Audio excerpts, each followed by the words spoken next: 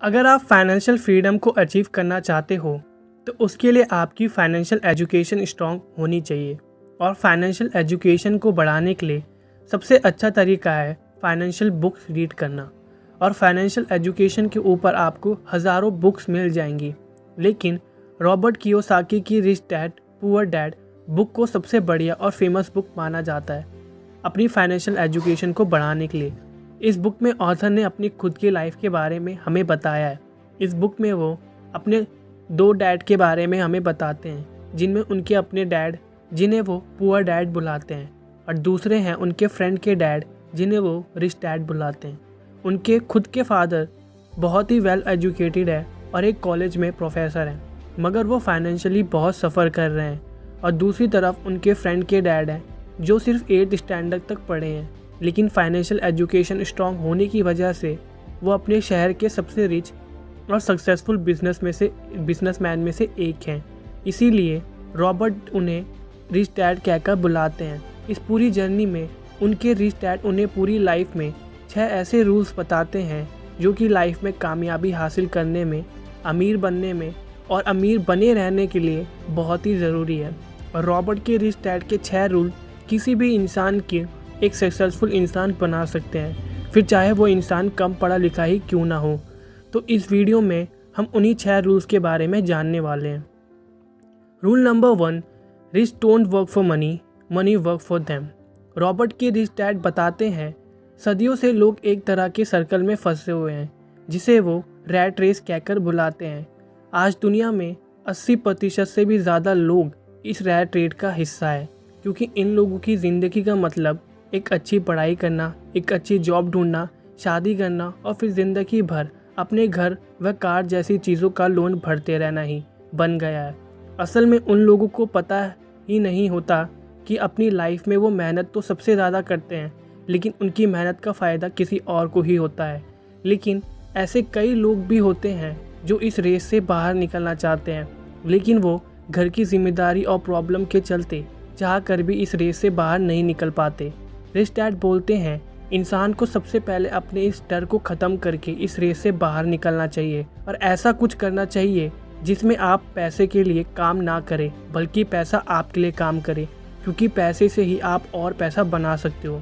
उसी तरह आपको खुद अपनी लाइफ में ऐसा कुछ करना की ज़रूरत है जिसमें आपके कमाए पैसे से आप और पैसे कमा सको।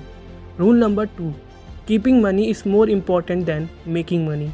दुनिया में आपको कई सारे ऐसे स्पोर्ट्स पर्सन और सेलिब्रिटीज़ देखने को मिल जाएंगे जो एक टाइम पर बहुत ही अमीर हुआ करते थे, लेकिन आज उनके पास कुछ भी नहीं है।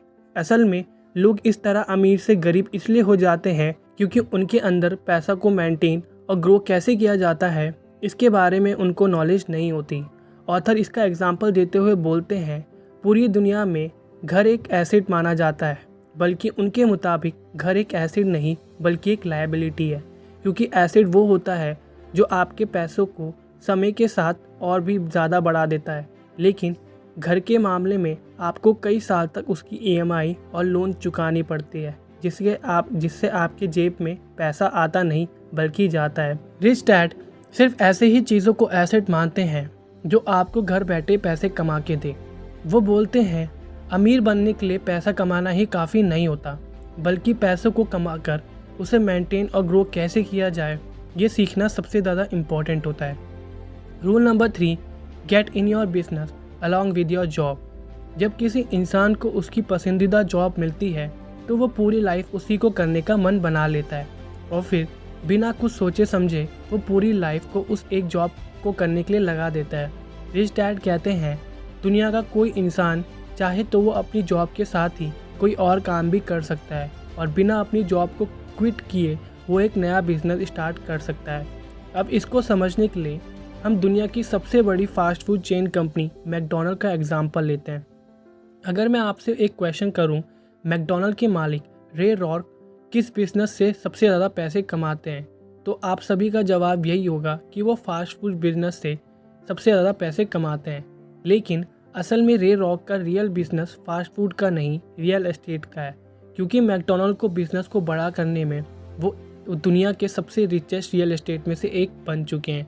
इसी तरह एक आम आदमी भी अपनी जॉब को करने के साथ साथ ही कुछ ऐसे सोर्सेज और एसेट को क्रिएट कर सकता है जो उसको पैसे कमा कर दे।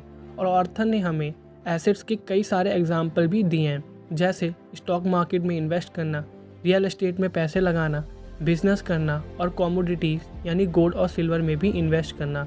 आप धीरे धीरे एक एसेट को ग्रो कर सकते हो और फिर उस एसेट से और भी कई सारे एसेट्स बना सकते हो। और अगर आप रिच बनना चाहते हो तो आपको ये स्टेप फॉलो करना ही पड़ेगा। Rule number 4, taxes are only for middle और पुअर क्लास। इस रूल में ऑथर हमें ये बताते हैं टैक्स असल में अमीर और गरीब के बीच में जो फ़र्क है उसे मिटाने के लिए बनाया गया था। यानी शुरुआत में सिर्फ अमीर लोगों से ही टैक्स लिया जाता था और फिर टैक्स के उन पैसों को गरीबों के लिए यूज़ किया जाता था। लेकिन टाइम के साथ साथ मिडल और अपर मिडिल क्लास के लोगों पर भी टैक्स लगाना शुरू हो गया। पर आज के टाइम में ये मामला पूरा उल्टा ही हो गया है, यानी पूरा चेंज हो गया है, क्योंकि अमीर लोग कुछ रूल्स और लूप होल्स का इस्तेमाल करके खुद को टैक्स देने से बचा लेते हैं। अमीर लोग बिजनेस से पैसे कमाते हैं और उन्हें अपनी सुविधाओं के लिए खर्च करते हैं और फिर लास्ट में बहुत कम टैक्स पे करते हैं। लेकिन मिडिल क्लास लोग पैसा कमाने के साथ साथ ही टैक्स भी पे करते हैं और अंत में बचे हुए पैसों को वो अपने के लिए खर्च करते हैं। Rule number 5, rich invent money. Jeff Bezos, Elon Musk, Bill Gates और अगर इंडिया की बात करें तो धीरू भाई अंबानी, शिव नाडार और अजीम प्रेमजी, ये कुछ ऐसे नाम हैं जो कि दुनिया में एक ऐसा बिजनेस आइडिया लेकर आए जिनसे पहले ये आइडिया के बारे में पहले किसी ने नहीं सोचा था और अपने उसी रेवोल्यूशनरी आइडिया से वो अमीर बने हैं। और ऐसे लोग पैसों को कमाते नहीं बल्कि इन्वेंट करते हैं। इसी तरह आपको भी सिर्फ पैसा कमाने का नहीं सोचना है बल्कि पैसों को इन्वेंट करने के बारे में भी सोचना है। अमीर बनने के लिए आपको एक ऐसे आइडिया को ढूंढना पड़ेगा जो पहले किसी और के द्वारा ढूंढा ना गया हो। Rule number 6, rich learns all the time and know how to sell their ideas. आज के टाइम में ऐसे कई सारे स्मॉल आइडियाज़ हैं जो मैकडॉनल्ड्स से भी अच्छे फास्ट फूड बनाकर बेचते हैं, लेकिन अपने किसी प्रोडक्ट और आइडिया को बड़े लेवल पर कैसे लेकर जाया जाए ये इसकी समझ उन लोगों को नहीं पता होती। तभी तो मैकडॉनल्ड्स से भी अच्छा फास्ट फूड बनाने के बावजूद भी उसे सिर्फ एक लिमिटेड रिसोर्स तक ही रख पाते हैं और अपने बिजनेस को ग्रो नहीं कर पाते, जबकि मैकडॉनल्ड पूरी दुनिया में फेमस है और पूरी दुनिया में इसकी ब्रांच है। इससे ऑथर हमें ये बताना चाहते हैं कि अमीर लोग कभी भी सीखना बंद नहीं करते, वो हमेशा कुछ ना कुछ सीखते रहते हैं और अपनी स्किल को डेवलप करते हैं।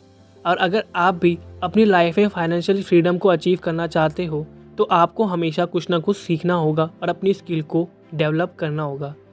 आई होप आप लोगों को ये वीडियो पसंद आई होगी और अगर आप लोगों को वीडियो पसंद आई है तो वीडियो को लाइक कर देना और अगर आप चैनल पर नए हो तो चैनल को सब्सक्राइब कर लेना। तो मिलते हैं ऐसे ही नेक्स्ट वीडियो में।